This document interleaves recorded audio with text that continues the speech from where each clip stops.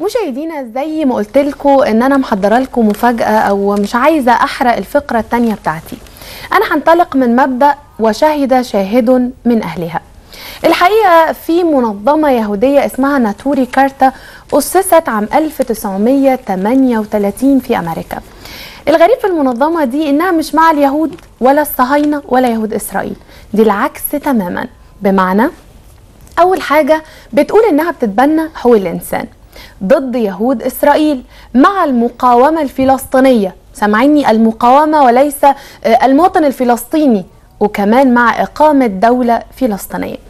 الحقيقة مؤخرا في زيارة كانت من 4 من قيادات هذه المنظمة زاروا غزة علشان ياخدوا بإيد المواطن الفلسطيني ويؤازروا الشعب الفلسطيني، وقالوا عن يهود إسرائيل إن هم إرهابيين وإن هم كفار وإن هم صهاينة.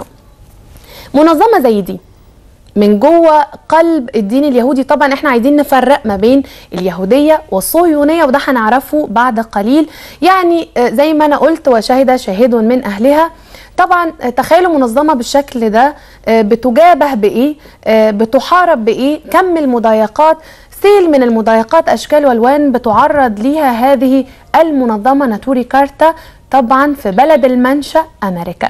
يلا نخرج للتقرير ده ونرجع ونتكلم في موضوعنا اللي أنا شايفة أن هو موضوع جديد وغريب، وربما يعمل معانا طفرة ويساعدنا كتير.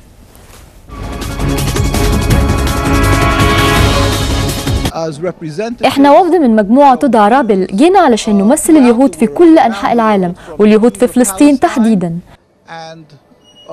احنا بنتجول في كل أنحاء العالم، لكن احنا مقيمين في الولايات المتحدة الأمريكية، وجينا كوفد لإحياء دولة فلسطين ومساعدتهم وتخفيف عناء شعب غزة.